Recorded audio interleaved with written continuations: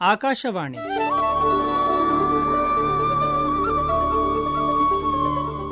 ಮನೋಚಿಂತನ ಮಾನಸಿಕ ಆರೋಗ್ಯದ ಅರಿವಿನ ಪ್ರಾಯೋಜಿತ ಕಾರ್ಯಕ್ರಮ ಸರಣಿ.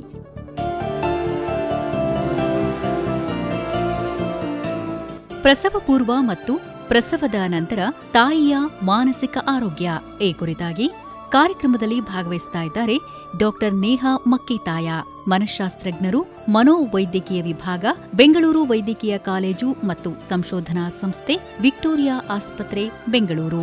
ಕಾರ್ಯಕ್ರಮದ ಪ್ರಾಯೋಜಕರು ಕರ್ನಾಟಕ ರಾಜ್ಯ ಮಾನಸಿಕ ಆರೋಗ್ಯ ಪ್ರಾಧಿಕಾರ. ಮನೋಚಿಂತನ, ಮನಸ್ಸಿನ ಮಂಥನ. ಕೆಳಗರೆ ನಮಸ್ಕಾರ. ಮನೋಚಿಂತನ ಪ್ರಾಯೋಜಿತ ಕಾರ್ಯಕ್ರಮಕ್ಕೆ ಆತ್ಮೀಯವಾದ ಸ್ವಾಗತ.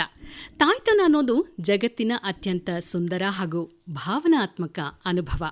ಇದು ಕೇವಲ ಒಂದು ಜೀವಕ್ಕೆ ಜನ್ಮ ನೀಡೋದಲ್ಲ, ಬದಲಾಗಿ ತಾನೂ ಮರುಹುಟ್ಟು ಪಡೆಯುವ ಅದ್ಭುತ ಪ್ರಯಾಣ. ಈ ಪ್ರಯಾಣದಲ್ಲಿ ಸಾಕಷ್ಟು ಮಾನಸಿಕ ಯಾತನೆ ಇರುತ್ತೆ, ಶರೀರದ ಬದಲಾವಣೆ ಆಗತ್ತೆ, ಜವಾಬ್ದಾರಿಗಳ ಹೊರೆ ಹೆಚ್ಚಾಗತ್ತೆ. ತಾಯಿಯ ಮಾನಸಿಕ ಆರೋಗ್ಯದ ಕಡೆ ಗಮನ ಹರಿಸೋದು ತುಂಬಾನೇ ಮುಖ್ಯವಾಗತ್ತೆ. ಇಲ್ಲದಿದ್ರೆ ಏನಾಗತ್ತೆ? ಬನ್ನಿ ತಿಳ್ಕೊಳ್ಳೋಣ ಇವತ್ತಿನ ಕಾರ್ಯಕ್ರಮದಲ್ಲಿ.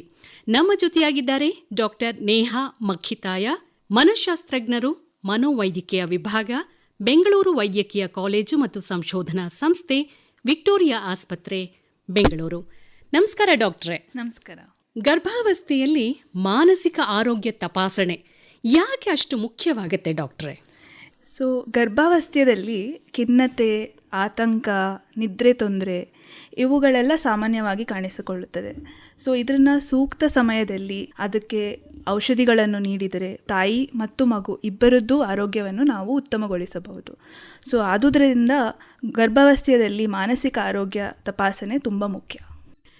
ಈ ಗರ್ಭಾವಸ್ಥೆಯಲ್ಲಿ ಖಿನ್ನತೆ ಇದ್ದರೆ ಔಷಧಿ ಕೊಡಬಹುದಾ ಡಾಕ್ಟ್ರೆ? ಯಾಕೆಂದರೆ ಮಗು ಗರ್ಭದಲ್ಲಿದ್ದಾಗ ವೈದ್ಯರ ಸಲಹೆ ಇಲ್ಲದೆ ಯಾವುದೇ ಔಷಧಿಗಳನ್ನು ತಗೊಳ್ಬಾರ್ದು ಅಂತ ಹೇಳ್ತಾರೆ.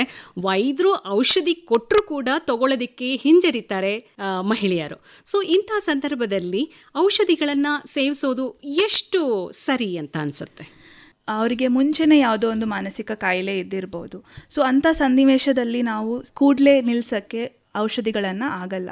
ಸೊ ಆವಾಗ ನಾವು ಒಂದು ರಿಸ್ಕ್ ಬೆನಿಫಿಟ್ ರೇಷಿಯೋ ಅಂತ ಮಾಡ್ತೀವಿ. ಅಂದರೆ ಈ ಔಷಧಿಯನ್ನು ಅದನ್ನು ಕಂಟಿನ್ಯೂ ಮಾಡಿದರೆ ಎಷ್ಟು ಉಪಯೋಗ ಆಗುತ್ತೆ, ಎಷ್ಟು ಹಾನಿ ಆಗುತ್ತೆ, ಆ ಮದ್ದು ಎಷ್ಟು ಮಟ್ಟಿಗೆ ಆ ಮಗುವಿಗೆ ಒಳಗೆ ಹೋಗುತ್ತೆ ಅದನ್ನು ಕೂಡ ಅಂದಾಜು ಮಾಡಿಬಿಟ್ಟು ಅವರಿಗೆ ಸಲಹೆ ನೀಡ್ತೇವೆ.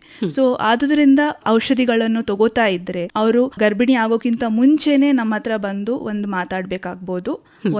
ಇನ್ನೊಂದು ಇನ್ ಕೇಸ್ ಅವರು ಆಲ್ರೆಡಿ ಪ್ರೆಗ್ನೆಂಟ್ ಆಗಿದ್ದಾರೆ, ಗರ್ಭಿಣಿ ಆಗಿದ್ದಾರೆ ಅಂದಮೇಲೆ ಮತ್ತೆ ಪುನಃ ನಮ್ಮ ಹತ್ರ ಬಂದು ಮಾತಾಡಿಬಿಟ್ಟು ಅದನ್ನು ಕಂಟಿನ್ಯೂ ಮಾಡಬೇಕಾ ಇಲ್ಲ ನಿಲ್ಲಿಸ್ಬೇಕಾ ಅನ್ನೋದು ನಾವು ಸಲಹೆ ನೀಡ್ತೀವಿ.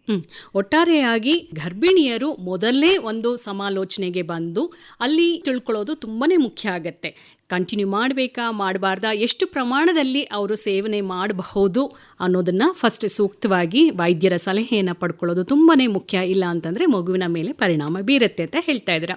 ಇನ್ನು ಯಾವ ತರಹದ ಲಕ್ಷಣಗಳನ್ನು ನಾವು ಪ್ರಸವೋತ್ತರ ಖಿನ್ನತೆ ಅಂತ ನಿರ್ಧರಿಸ್ಬೋದು? ಯಾವ ರೀತಿ ನೀವು ಗುರುತಿಸ್ತೀರಾ ಡಾಕ್ಟ್ರೇ? ಸೊ ಖಿನ್ನತೆ ಪ್ರಮುಖ ಲಕ್ಷಣ ಅಂದರೆ ಈಗ 2 ವಾರಗಳಿಂದ ಹೆಚ್ಚು ಕಾಲ ನಿರಂತರವಾಗಿ ಬೇಜಾರು, ನಾನು ಒಂದು ಒಳ್ಳೆ ತಾಯಿ ಅಲ್ಲ ಅನ್ನೋ ಆಲೋಚನೆ, ಅತಿಯಾದ ಇಲ್ಲ ಕಡಿಮೆ ನಿದ್ರೆ, ಎರಡೂ ಕೂಡ ಆಗ್ಬೋದು. ಅತಿಯಾದ ನಿದ್ರೆ ಕೂಡ ಆಗ್ಬೋದು, ಕಡಿಮೆ ನಿದ್ರೆ ಆದರೂ ಆಗ್ಬೋದು. ಅತಿಯಾದ ಇಲ್ಲ ಕಡಿಮೆ ಹಸಿವು, ನಿರಾಶೆ, ಕಾರ್ಯಗಳಲ್ಲಿ ಇವಾಗ ಆಸಕ್ತಿ ಇಲ್ಲ, ಕೆಲಸ ಮಾಡೋಕ್ಕೆ ಉತ್ಸಾಹ ಇಲ್ಲ. ಸೊ ಇಂಥ ಚಿಹ್ನೆಗಳು, ಇಂಥ ಲಕ್ಷಣಗಳು ಕಂಡು ಬಂದಲ್ಲಿ ನಾವು ಇದನ್ನ ಖಿನ್ನತೆ ಅಂತ ಹೇಳ್ತೀವಿ. ಆದರೆ ಪ್ರಸವೋತ್ತರ ಅಂದರೆ ಡೆಲಿವರಿ ಆದ ಮೇಲೆ 2 ವಾರ ನಂತರ ಈ ಥರ ಲಕ್ಷಣಗಳು ನಿರಂತರ ಕಂಡು ಬಂದಲ್ಲಿ ಇದಕ್ಕೆ ನಾವು ಪೋಸ್ಟ್ ಪಾರ್ಟಮ್ ಡಿಪ್ರೆಷನ್ ಅಂದರೆ ಪ್ರಸವೋತ್ತರ ಖಿನ್ನತೆ ಅಂತ ಹೇಳ್ತೀವಿ. ಸೊ ಇದರದ್ದು ಕಾನ್ಸೆಪ್ಟ್ ಏನಪ್ಪ ಅಂದರೆ ಅದು ಡೆಲಿವರಿ ಆದ ಮೇಲೆ ಮಹಿಳೆಯಲ್ಲಿ ಹಾರ್ಮೋನ್ ವೇರಿಯೇಷನ್ ಆಗುತ್ತೆ. ಅಂದರೆ ಮಗುವಿಗೆ ಏನೆಲ್ಲ ಹಾರ್ಮೋನ್ ಬೇಕಿರುತ್ತೆ ಅದು ಮಗು ಹೊರಗೆ ಬಂದಾದ್ಮೇಲೆ ಅದು ಕಡಿಮೆ ಆಗುತ್ತೆ. ಸೊ ಅದರಿಂದ ಅವರು ಬೇಗ ಖಿನ್ನತೆಗೆ ಜಾಸ್ತಿ ಒಳಗೊಳ್ತಾರೆ. ಸೊ ಅದರಿಂದ ನಾವು ಇದು ಗಮನಿಸಬೇಕು ಹಾಗೆ ಇದ್ರ ಬಗ್ಗೆ ತಿಳ್ಕೊಳ್ಬೇಕು. ಡಾಕ್ಟರ್, ಇಲ್ಲೊಂದು ಈ ಗರ್ಭಾವಸ್ಥೆಯಲ್ಲಿ ತಪಾಸಣೆಗೆ ಬಂದಾಗ ಗರ್ಭಿಣಿಯರಿಗೆ ಇದ್ರ ಬಗ್ಗೆ ಒಂದು ಅವೇರ್ನೆಸ್ ಕೊಟ್ಟಿರ್ತೀರ, ಜಾಗೃತಿನ ಮೂಡಿಸಿರ್ತೀರ ಅಂತ ಅನ್ಕೊಳ್ತೇನೆ. ಸೊ ಇದೆಲ್ಲ ತಿಳುವಳಿಕೆ ಮೊದಲೇ ಕೊಟ್ಟಿದ್ದರೆ ಅವರು ಗುರ್ತಿಸ್ಕೊಳ್ಳೋಕ್ಕೆ ಬಹುಶಃ ಈಸಿ ಆಗುತ್ತೆ ಅನ್ಸತ್ತೆ. ಖಂಡಿತ ಈಸಿ ಆಗುತ್ತೆ. ಯಾಕಂದ್ರೆ ಕೆಲವು ಕ್ಲಿನಿಕ್ಸ್ ಅಂತ ನಡೆಸ್ತೀವಿ, ಅವರು ಗರ್ಭಿಣಿ ಆದಾಗ ರೂಟೀನ್ ಚೆಕಪ್ಸ್ಗೆ ಬರ್ತಾರೆ.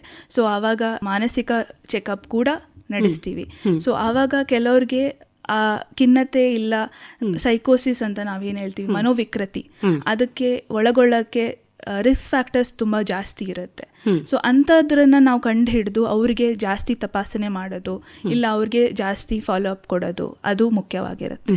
ಡಾಕ್ಟರ್, ಈಗಲೇ ಹೇಳಿದ್ರಿ ನೀವು ಮನೋವಿಕೃತಿ, ಈ ಪದ ಒಂದು ಸ್ವಲ್ಪ ಎಕ್ಸ್ಟ್ರೀಮ್ ಲೆವೆಲ್ ಅಂತ ಕೇಳಿಸ್ತಾ ಇದೆ. ಸೊ ಏನಿದು ಪ್ರಸವೋತ್ತರ ಮನೋವಿಕೃತಿ? ಪ್ರಸವದ ನಂತರ ಇದು ಆಕ್ಚುಲಿ ಅಪರೂಪವಾಗಿ ಕಂಡು ಬರುತ್ತದೆ, ಆದ್ರೆ ಇದು ಎಮರ್ಜೆನ್ಸಿ ಅಂತ ನಾವು ಹೇಳ್ಬೋದು. ಸೊ ಮನೋವಿಕೃತಿ ಅಂದ್ರೆ ನಾರ್ಮಲ್ ಆಗಿ ಇಂಗ್ಲಿಷಲ್ಲಿ ಹೇಳ್ಬೇಕಂದ್ರೆ ಸೈಕೋಸಿಸ್ ಅಂತ ಅರ್ಥ. ಸೊ ಅಂದ್ರೆ ಇವರಲ್ಲಿ ಗೊಂದಲ, ಅಸಾಮಾನ್ಯವಾಗಿ ನಡವಳಿಕೆ, ಇಲ್ಲ ಒಂಥರ ಭ್ರಮೆಗಳು, ನನ್ನ ಗಂಡ ಏನೋ ನನ್ಗೆ ಮಾಡಿಬಿಡ್ತಾನೆ, ನನ್ನ ಜೀವಕ್ಕಪಾಯ ಇದೆ, ನಂದು ಮಗುವಿಗೆ ಜೀವಕ್ಕಪಾಯವಿದೆ, ಸೊ ವಾಸ್ತವಕ್ಕೆ ವಿರುದ್ಧವಾಗಿ ನಂಬಿಕೆಗಳು, ಇಂಥದ್ದೆಲ್ಲ ಕಂಡುಬರುತ್ತದೆ. ಸೊ ಇದು ಯಾಕೆ ಎಮರ್ಜೆನ್ಸಿ ಅಂತ ನಾವು ಹೇಳುವುದೆಂದರೆ, ತಾಯಿ ಮತ್ತು ಮಗು ಇಬ್ಬರಿಗೂ ಕೂಡ ಜೀವಕ್ಕೆ ಅಪಾಯಗಳು ಸಾಧ್ಯತೆ ಇರುತ್ತೆ. ಒಂದು ತಾಯಿ ಸೂಸೈಡ್ ಮಾಡ್ಕೊಳ್ಳೋದು, ಇಲ್ಲ ಮಗುವಿಗೆ ಏನಾದರೂ ಹಾನಿ ಮಾಡ್ಕೊಳ್ಳೋದು, ಆ ಥರ ಸಂದರ್ಭಗಳು ಕಂಡುಬರುತ್ತದೆ. ಈ ಮನೋವಿಕೃತಿಗೆ ಏನು ಕಾರಣ ಆಗುತ್ತೆ? ಅದರಲ್ಲೂ ಪ್ರಸವೋತ್ತರ ಮನೋವಿಕೃತಿಗೆ ಕಾರಣಗಳು ಏನು ಡಾಕ್ಟ್ರೆ? ಪ್ರಸವೋತ್ತರ ಅದೇ ನಾನು ಮುಂಚೆ ಹೇಳಿದ ಹಾಗೆ ಹಾರ್ಮೋನ್ಸ್ ಲೆವೆಲ್ ಫ್ಲಕ್ಚುಯೇಟ್ ಆಗುತ್ತೆ ಅಂತ. ಸೊ ಹಾರ್ಮೋನ್ಸು ಸಡನ್ ಆಗಿ ಕಡಿಮೆ ಆದಾಗ ಈ ಥರ ಗೊಂದಲಗಳು ಕಂಡುಬರುತ್ತದೆ. ಅದ್ರ ಜೊತೆಗೆ ಕೆಲವು ಟೈಮು ಅವ್ರಿಗೆ ಆಲ್ರೆಡಿ ಮಾನಸಿಕ ತೊಂದರೆ ಇದ್ದಿರ್ಬೋದು, ಇಲ್ಲ ಫ್ಯಾಮಿಲಿಯಲ್ಲಿ ಯಾರಿಗಾದ್ರೂ ಈ ಥರ ಮಾನಸಿಕ ತೊಂದರೆಗಳಿದ್ದಿರ್ಬೋದು. ಸೊ ಇಂಥ ಕಾರಣಗಳಿಂದ ಅವ್ರಿಗೆ ಈ ಥರ ಆಗೋ ಚಾನ್ಸಸ್ ಜಾಸ್ತಿ ಇರುತ್ತೆ. ತನ್ನ ಮಗುವಿಗೆ ಯಾರಾದರೂ ಏನಾದರೂ ಮಾಡಿಬಿಡ್ತಾರೆ ಅನ್ನೋ ಆತಂಕ ಹೆಚ್ಚಾಗಿರೋದ್ರಿಂದ ಬಹುಶಃ ಈ ಎಕ್ಸ್ಟ್ರೀಮ್ ಲೆವೆಲಿಗೆ ಹೋಗುವಂಥ ಸಾಧ್ಯತೆಗಳು ಹೆಚ್ಚಾಗಿರುತ್ತೆ ಅನಿಸುತ್ತೆ. ಇನ್ನು ಕೆಲವೊಂದು ಕಡೆ ನಾವು ಕೇಳಿದ್ದೀವಿ ಬೇಬಿ ಬ್ಲೂಸ್ ಅನ್ನೋ ಒಂದು ಪದನ. ಇದು ಮತ್ತು ಪ್ರಸವದ ನಂತರದ ಖಿನ್ನತೆ, ಇದು ಎರಡರ ವ್ಯತ್ಯಾಸ ಏನಾದರೂ ಇದೆಯಾ? ಖಂಡಿತವಾಗಿ ಎರಡರಲ್ಲೂ ವ್ಯತ್ಯಾಸ ಇದೆ. ಬೇಬಿ ಬ್ಲೂಸ್ ಅನ್ನೋದು ಬಹಳ ಸಾಮಾನ್ಯವಾಗಿ ಕಂಡುಬರುತ್ತದೆ. ಇದು ಪ್ರಸವದ ನಂತರ ಸ್ವಲ್ಪ ದಿವಸ ಮಹಿಳೆಗೆ ಸ್ವಲ್ಪ ಗೊಂದಲ ಆಗೋದು, ಆತಂಕ, ಮಗುದು ಚಿಂತೆ, ಆದರೆ ಇದು ಖಿನ್ನತೆ ಅಷ್ಟು ಮಟ್ಟಿಗೆ ಹೋಗಲ್ಲ. ಅದನ್ನು ಬೇಬಿ ಬ್ಲೂಸ್ ಅಂತ ಹೇಳ್ತೀವಿ. ಸೊ ಇದು ಮಗುವಿನ ಬಗ್ಗೆ ಸ್ವಲ್ಪ ಚಿಂತೆ, ಆತಂಕ, ನಾನು ಸರಿ ಮಾಡ್ತಾ ಇಲ್ವೇನೋ, ನಾನು ಎದೆ ಹಾಲು ಕುಡ್ಸಕ್ಕೆ ಆಗ್ತಾ ಇಲ್ವೇನೋ, ಸೊ ಆ ಥರ ಸ್ವಲ್ಪ ದಿನಗಳ ಮಟ್ಟಿಗೆ ಮಾತ್ರ ಇದು ಕಂಡುಬರುತ್ತೆ. ಆದರೆ ಖಿನ್ನತೆ ಅನ್ನೋದು 2 ವಾರ ನಂತರನೂ ಇರೋವಂಥದ್ದು ಖಿನ್ನತೆ ಅಂತ ಹೇಳ್ತೀವಿ. ಬೇಬಿ ಬ್ಲೂಸ್ ಅನ್ನೋದು ತಾತ್ಕಾಲಿಕವಾಗಿರೋ ಭಾವನಾತ್ಮಕ ಬದಲಾವಣೆಗಳು. ಪ್ರಸವ ನಂತರ ಅವರಿಗೆ ಬೇಗ ಸಿಟ್ಟಾಗುವುದು, ಇಲ್ಲ ಮಗು ಬಗ್ಗೆ ಚಿಂತೆ, ಆತಂಕ, ಇದು ಕೆಲವೇ ದಿನಗಳಲ್ಲಿ ಪ್ರಾರಂಭವಾಗಿ ಅದು ಅದ್ರ ಪಾಡಿಗೆ ಕಡಿಮೆ ಆಗ್ಬೋದು. ಆದರೆ ಖಿನ್ನತೆ ಅನ್ನೋದು ಯೂಶ್ವಲಿ ಅವರ ದೈನಂದಿನ ಜೀವನ ಹಾಗೂ ಮಗುವಿನ ಆರೈಕೆ ಮೇಲೆ ಪರಿಣಾಮ ಬೀರುತ್ತದೆ. ಸೊ ಅದಕ್ಕೆ ಖಿನ್ನತೆಗೆ ನಾವು ಯೂಶ್ವಲಿ ಔಷಧಿ ಇಲ್ಲ ಕೌನ್ಸಿಲಿಂಗ್ ನೀಡಬೇಕಾಗ್ಬೋದು. ಸಾಮಾನ್ಯವಾಗಿ ಮೊದಲ ಮಗುವಿನ ತಾಯಿ ಆಗುವಂಥ ಮಹಿಳೆಯರಿಗೆ ಒಂಥರ ಆತಂಕ ಇದ್ದೇ ಇರುತ್ತೆ.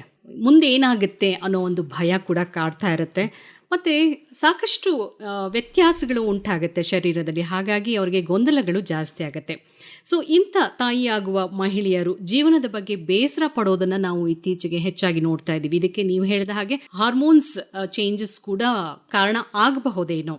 ಅದು ಗರ್ಭಾವಸ್ಥೆ ಅಥವಾ ಪ್ರಸವದ ನಂತರ ಬೇಸರ ಪಟ್ಕೊಂಡು ಏನಾದರೂ ಅನಾಹುತ ಮಾಡ್ಕೊಳ್ಳೋ ಅಂಥವ್ರಿಗೆ ಏನು ಮಾಡಬಹುದು ನಾವು? ಸೊ ನಿರಂತರ ಆತ್ಮಹತ್ಯೆ ಆಲೋಚನೆ ಇದು ಕಂಡು ಬಂದಲ್ಲಿ ಎಂದಿಗೂ ನಾವು ನಿರ್ಲಕ್ಷ್ಯ ಮಾಡಬಾರ್ದು. ತಾಯಿಯನ್ನು ಒಬ್ಬರೇ ಬಿಡಬಾರ್ದು.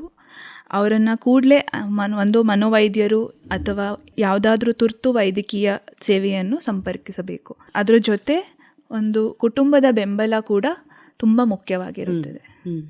ಕುಟುಂಬದವರು ಗರ್ಭಿಣಿಯನ್ನ ನೋಡ್ಕೊಳ್ಳೋದ್ರಿಂದ ಹಿಡಿದು ಪ್ರಸವದ ನಂತರ ಮಗುವನ್ನ ಆರೈಕೆ ಮಾಡೋದ್ರವರೆಗೂ ಕುಟುಂಬದವರ ಬೆಂಬಲ ಸಾಕಷ್ಟು ಬೇಕಾಗತ್ತೆ. ಸೊ ಕುಟುಂಬದವರು ಇಂಥ ಗರ್ಭಾವಸ್ಥೆ ಅಥವಾ ಪ್ರಸವದ ನಂತರ ಆ ಬಾಣಂತಿಯನ್ನ ಹೇಗೆ ನೋಡ್ಕೊಳ್ಬೇಕು ಅನ್ನೋ ಸಲಹೆನ ನೀಡ್ತೀರಾ? ಸೊ ಮಗುವಿನ ಜನನದ ನಂತರ ಒಂದು ತಾಯಿಯ ಮೇಲೆ ಒಂದು ದೈಹಿಕ, ನೀವು ಹೇಳ್ದಾಗೆ ದೈಹಿಕ, ಭಾವನಾತ್ಮಕ ಹಾಗೂ ಸಾಮಾಜಿಕ ಒತ್ತಡ ಹೆಚ್ಚಾಗುತ್ತೆ. ಒಂದು ಮನೆ ಕೆಲಸ ಆಗಿರ್ಬೋದು, ಇಲ್ಲ ಮಗುವಿಗೆ ಆರೈಕೆ ಸಹಾಯ ನಾವು ಮಾಡಿದ್ದಲ್ಲಿ ಆ ತಾಯಿಯ ಸ್ಟ್ರೆಸ್ ತುಂಬ ಕಡಿಮೆ ಆಗುತ್ತೆ. ಅದಕ್ಕೆ ಕುಟುಂಬದ ಬೆಂಬಲ ತುಂಬ ಮುಖ್ಯವಾಗಿರುತ್ತೆ. ಕುಟುಂಬದ ಬೆಂಬಲವು ಒಂಟಿತನ ಮತ್ತು ಒತ್ತಡವನ್ನು ಕಡಿಮೆ ಮಾಡಿ ಚಿಕಿತ್ಸೆಗೆ ಸ್ಪಂದಿಸಲಿಕ್ಕೆ ಕೂಡ, ತಾಯಿ ಮಗು ಬಾಂಧವ್ಯ ಕೂಡ ಸುಧಾರಿಸಲಿಕ್ಕೆ ಸಹಾಯ ಮಾಡುತ್ತೆ. ಈ ತಾಯಿ ಮಗು ಬಾಂಧವ್ಯಕ್ಕೆ ಮೋಸ್ಟ್ ಇಂಪಾರ್ಟೆಂಟ್ ಏನಪ್ಪ ಅಂದರೆ ಎದೆ ಹಾಲು ಕುಡಿಸೋದು. ಸೊ ಎದೆ ಹಾಲು ಕುಡಿಸೋದ್ರಲ್ಲಿ ತಾಯಿ ಮಗುವಿನ ನೋಡ್ತಾರೆ, ತಬ್ಕೊಳ್ತಾರೆ. ಸೊ ಅದರಿಂದ ಮಗು ಮತ್ತು ತಾಯಿಯ ಬಾಂಧವ್ಯ ಜಾಸ್ತಿ ಆಗುತ್ತೆ. ಅದರ ಜೊತೆಗೆ ಇದರದ್ದು ವಿಜ್ಞಾನವೇನು ಅಂದರೆ ಒಂದು ಹಾರ್ಮೋನ್, ಆಕ್ಸಿಟೋಸಿನ್ ಹಾರ್ಮೋನು ರಿಲೀಸ್ ಆಗುತ್ತೆ.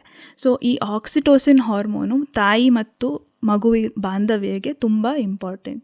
ಸೊ ಈ ತಾಯಿ ಮತ್ತು ಮಗು ಬಾಂಧವ್ಯ ನಾವು ಹೇಗೆಲ್ಲ ಹೆಚ್ಚು ಮಾಡಿಸ್ಬೋದು ಅಷ್ಟು ಕುಟುಂಬದ ಬೆಂಬಲ ಕೂಡ ಇಂಪಾರ್ಟೆಂಟ್ ಆಗುತ್ತೆ. ನೀವು ಹೇಳ್ತಾ ಇದ್ದೀರಾ ಕುಟುಂಬದವರ ಬೆಂಬಲ ತುಂಬಾ ಇಂಪಾರ್ಟೆಂಟು, ಯಾಕೆಂದರೆ ತಾಯಿಗೆ ಸಾಕಷ್ಟು ಸ್ಟ್ರೆಸ್ ರಿಲೀಸ್ ಆಗುತ್ತೆ ಕುಟುಂಬದವರ ಬೆಂಬಲ ಸಿಕ್ಕಿದ್ರೆ ಅಂತ. ಆದರೆ ಇತ್ತೀಚಿನ ದಿನಗಳಲ್ಲಿ ನಗರಗಳಲ್ಲಿ ನಾವು ನ್ಯೂಕ್ಲಿಯರ್ ಫ್ಯಾಮಿಲಿ ನೋಡ್ತಾ ಇದ್ದೀವಿ. ಕುಟುಂಬದ ಒಂದು ಬೆಂಬಲ ಸಿಗ್ತಾ ಇತ್ತು ನಾವು ಕೂಡು ಕುಟುಂಬದಲ್ಲಿ ಬೆಳೀತಾ ಇದ್ದಾಗ. ಸೊ ಈ ರೀತಿ ನ್ಯೂಕ್ಲಿಯರ್ ಫ್ಯಾಮಿಲಿಯಲ್ಲಿ ಇರುವಾಗ, ಗಂಡ ಹೆಂಡತಿ ಇಬ್ಬರೇ ಇರುವಾಗ ಮಗು ನೋಡ್ಕೊಳ್ಳೋದು ತಾಯಿಗೆ ತುಂಬಾ ಕಷ್ಟ ಆಗುತ್ತೆ. ಇಲ್ಲಿ ತುಂಬ ಸ್ಟ್ರೆಸ್ ಅನ್ನೋದು ನೀವೇನು ಹೇಳಿದ್ರಿ ಅದು ಹೆಚ್ಚಾಗ್ತಾನೆ ಹೋಗುತ್ತೆ. ಕುಟುಂಬದವರ ಬೆಂಬಲ ಅವರಿಗೆ ಇರಲ್ಲ, ಸಹಕಾರ ಇರೋದಿಲ್ಲ. ಇಬ್ಬರು ವರ್ಕಿಂಗ್ ಆಗಿರೋದ್ರಿಂದ ಇತ್ತೀಚೆಗಂತೂ ನಾವು ನೋಡ್ತಾ ಇದ್ದೀವಿ, ವರ್ಕ್ ಫ್ರಮ್ ಹೋಮ್ ಅಂತ ನೋಡುವಾಗ ಬಾಣಂತಿ ಅನ್ನೋದು ಕೂಡ ಮರೆತು ಅವರು ಕೆಲಸವನ್ನು ಮಾಡ್ತಾ ಇರ್ತಾರೆ. ಸೊ ಇಂಥವರಿಗೆ ಟೆಲಿಮನಸ್ ಸೇವೆ ಯಾವ ರೀತಿ ಒಂದು ಸಹಕಾರವನ್ನು ನೀಡಬಹುದು, ಹೇಗೆ ಅವರು ಇದನ್ನು ಸದ್ಬಳಕೆ ಮಾಡ್ಕೊಳ್ಬಹುದು? ಸೊ ಟೆಲಿಮಾನಸ್ ಅನ್ನೋದು ಒಂದು ಗೌರ್ಮೆಂಟಿಂದ ಹೆಲ್ಪ್ಲೈನ್ ಇರೋವಂಥದ್ದು. ಸೊ ಮಾನಸಿಕ ಆರೋಗ್ಯಕ್ಕೆ ಸಂಬಂಧಿಸಿದ ಸಮಸ್ಯೆಗಳು, ಆತಂಕ, ಖಿನ್ನತೆ, ಒತ್ತಡ ಅಥವಾ ಇತರ ಮಾನಸಿಕ ಆರೋಗ್ಯದ ತೊಂದರೆಗಳ ಬಗ್ಗೆ ಸಲಹೆ ಮತ್ತು ಸಹಾಯ ಪಡೆಯಲು ಕಾಲ್ ಮಾಡ್ಬೋದು. ಸೊ ಈ ಕಾಂಟ್ಯಾಕ್ಟ್ ನಂಬರು 144116. ಈ ಸಂಖ್ಯೆಯನ್ನು ಸಂಪರ್ಕಿಸಿದರೆ ಈ ಎಲ್ಲ ಸೇವೆಗಳು, ಸೌಲಭ್ಯಗಳು ಸಿಗುತ್ತದೆ. ಟೆಲಿಸೈಕ್ಯಾಟ್ರಿ ಅನ್ನೋದೊಂದು ಕಾನ್ಸೆಪ್ಟ್ ಕೂಡ ವಿಡಿಯೋ ಕಾಲ್ ಮೂಲಕ ಪೇಷಂಟನ್ನು ನೋಡಿಬಿಟ್ಟು ಅವರಿಗೆ ಏನು ಸಹಾಯ ಮಾಡ್ಬೋದು ಅದನ್ನು ಸಹಾಯ ಕೊಡ್ತಾರೆ. ಈವನ್ ವಿಡಿಯೋ ಕಾಲ್ ಇಂದ ಮೆಡಿಸಿನ್ಸ್ ಕೂಡ ಬರೆದು ಕೊಡ್ತಾರೆ. ಆದರೆ ಅದಕ್ಕೆ ಕೆಲವು ಕ್ರೈಟೀರಿಯಾಸ್ಗಳಿರುತ್ತೆ. ಅಂದರೆ ತುಂಬ ಅವರಿಗೆ ಅನಿಸಿದರೆ ಈ ಪೇಷಂಟಿಂದ ಯಾರಿಗಾದರೂ ಹಾನಿ ಆಗ್ತಾ ಇದೆ, ಇಲ್ಲ ಅವ್ರಿಗೆ ಕೂಡ ನಿರಂತರ ಏನಾದರೂ ಕೆಟ್ಟ ಆಲೋಚನೆ ಬರ್ತಾ ಇದೆ ಅಂತ ಇದ್ದರೆ ಕೂಡಲೇ ಅವ್ರನ್ನ ಈ ಥರ ತುರ್ತು ಚಿಕಿತ್ಸೆಗೆ ರೆಫರ್ ಮಾಡ್ತಾರೆ. ಸೊ ಅವರು ಸಹಾಯ ಪಡಿಬೋದು. ಈ ಟೆಲಿಸೈಕ್ಯಾಟ್ರಿ ಅವ್ರನ್ನ ಸಂಪರ್ಕ ಮಾಡೋದು ಕೂಡ ಈ ಟೆಲಿಮನಸ್ ನಂಬರಿಂದನೇ 144116 ಕಾಲ್ ಮಾಡಿದ್ರೆ ಈ ಟೆಲಿಸೈಕ್ಯಾಟ್ರಿ ಒಂದು ಸಹಾಯವನ್ನ ಕೂಡ ಅವರು ಪಡಿಬಹುದು. ಅವರು ನೇರವಾಗಿ ವಿಡಿಯೋ ಮೂಲಕ ವೈದ್ಯರ ಹತ್ರ ಮಾತಾಡಿ ಸಮಾಲೋಚನೆಯನ್ನ ಕೂಡ ಪಡ್ಕೊಳ್ಬಹುದು ಅಂತ ಹೇಳ್ತಾ ಇದ್ದಾರೆ. ಬಹುಶಃ ಇದು ನಮ್ಮ ನಗರದ ಪ್ರದೇಶದಲ್ಲಿ, ನಾನೇನು ನ್ಯೂಕ್ಲಿಯರ್ ಫ್ಯಾಮಿಲಿ ಅಂತ ಹೇಳಿದೆ, ಒಬ್ಬಂಟಿಯಾಗಿ ಇರುವಂತಹ ಒಂದು ತಾಯಂದಿರಿಗೆ ಇದು ಸಾಕಷ್ಟು ಒಂದು ಒಳ್ಳೆಯ ಯೋಜನೆ ಆಗಿದೆ ಅಂತ ನನಗೆ ಅನಿಸ್ತಾ ಇದೆ. ಇದರ ಉಪಯೋಗ ಖಂಡಿತವಾಗಿಯೂ ನಮ್ಮ ಜನರು ಪಡ್ಕೊಳ್ಬೇಕು. ಮಾನಸಿಕ ಆರೋಗ್ಯ ಪ್ರತಿಯೊಬ್ಬರಿಗೂ ಮುಖ್ಯವಾಗುತ್ತೆ. ಕುಟುಂಬದವರು ತಮ್ಮ ತಮ್ಮ ಜವಾಬ್ದಾರಿಗಳನ್ನು ಅರ್ತು ಒಬ್ರಿಗೊಬ್ರು ಸಹಕಾರ ನೀಡಿದ್ರೆ ಜೀವನ ಸುಖಮಯ, ಇಲ್ಲೇ ಸ್ವರ್ಗ. ಇಷ್ಟೊತ್ತು ಮಾಹಿತಿಯನ್ನು ನೀಡಿದ ಡಾಕ್ಟರ್ ನೇಹಾ ಮಕ್ಕಿತಾಯ ಅವರಿಗೆ ಧನ್ಯವಾದಗಳು. ನಮಸ್ಕಾರ ಡಾಕ್ಟ್ರೆ. ನಮಸ್ಕಾರ. ಪ್ರಸವ ಪೂರ್ವ ಮತ್ತು ಪ್ರಸವದ ನಂತರ ತಾಯಿಯ ಮಾನಸಿಕ ಆರೋಗ್ಯ ಈ ಕುರಿತಾಗಿ ಇದುವರೆಗೂ ಕಾರ್ಯಕ್ರಮದಲ್ಲಿ ಭಾಗವಹಿಸಿದ್ದವರು ಡಾಕ್ಟರ್ ನೇಹಾ ಮಕ್ಕಿತಾಯ, ಮನಃಶಾಸ್ತ್ರಜ್ಞರು, ಮನೋವೈದ್ಯಕೀಯ ವಿಭಾಗ, ಬೆಂಗಳೂರು ವೈದ್ಯಕೀಯ ಕಾಲೇಜು ಮತ್ತು ಸಂಶೋಧನಾ ಸಂಸ್ಥೆ, ವಿಕ್ಟೋರಿಯಾ ಆಸ್ಪತ್ರೆ, ಬೆಂಗಳೂರು. ಇವರೊಂದಿಗೆ ನಿರ್ಮಲಾ ಎಸ್. ಈ ಕಾರ್ಯಕ್ರಮದ ಪ್ರಾಯೋಜಕರು ಕರ್ನಾಟಕ ರಾಜ್ಯ ಮಾನಸಿಕ ಆರೋಗ್ಯ ಪ್ರಾಧಿಕಾರ. ಮನೋಚಿಂತನ ಈ ಕಾರ್ಯಕ್ರಮ ಆಕಾಶವಾಣಿ ಬೆಂಗಳೂರು ವಾಣಿಜ್ಯ ಪ್ರಸಾರ ಕೇಂದ್ರದ ಕೊಡುಗೆ.